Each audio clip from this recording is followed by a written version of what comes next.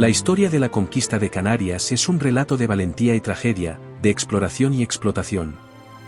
Desde la llegada de los primeros pobladores amazigh del norte de África, las Islas Canarias han sido un crisol de culturas y conflictos.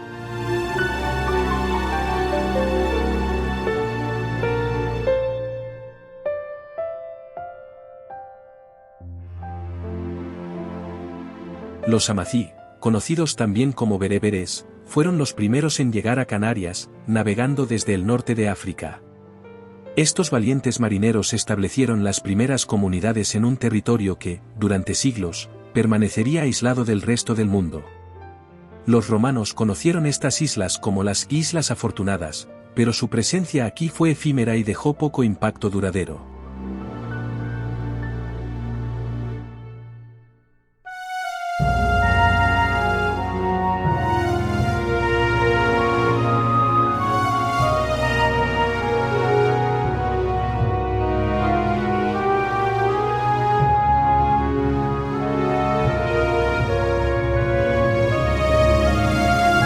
Con el declive del Imperio Romano, las islas cayeron en el olvido hasta la Edad Media, cuando se convirtieron en refugio de piratas y corsarios. Estos aprovechaban la ubicación estratégica de Canarias para atacar a los barcos que navegaban hacia el Nuevo Mundo.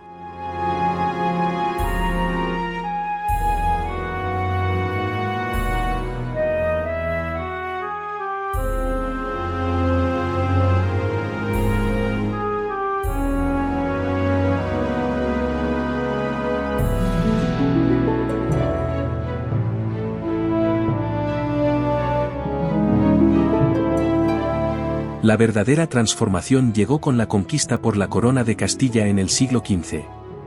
Fue un proceso largo y sangriento, marcado por la resistencia de los guanches, los habitantes nativos de las islas. La conquista se dividió en dos fases, la señorial, realizada por la nobleza a cambio de vasallaje, y la realenga, llevada a cabo directamente por la corona durante el reinado de los reyes católicos.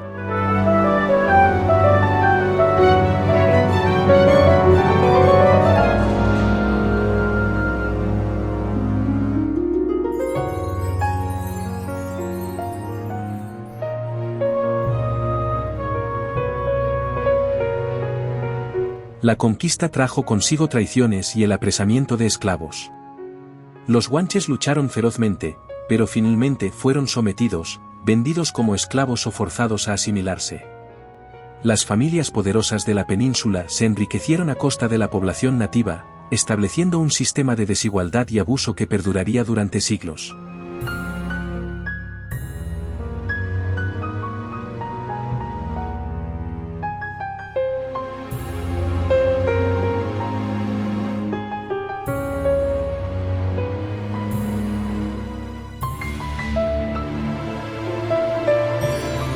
Hasta el siglo XIX, las Canarias permanecieron bajo el yugo de estas familias poderosas.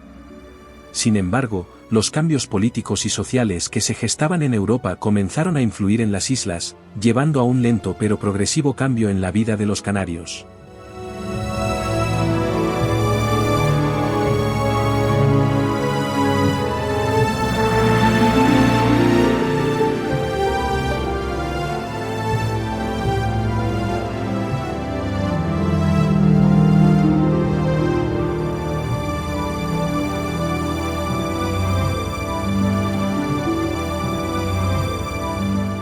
Este resumen crítico y realista de la conquista de Canarias, revela una historia de lucha y supervivencia, de injusticia y resistencia. Es una historia que merece ser contada y recordada, no solo por su importancia histórica, sino también por las lecciones que podemos aprender de ella. Espero que este relato haya despertado tu interés y te anime a explorar más sobre este fascinante capítulo de la historia.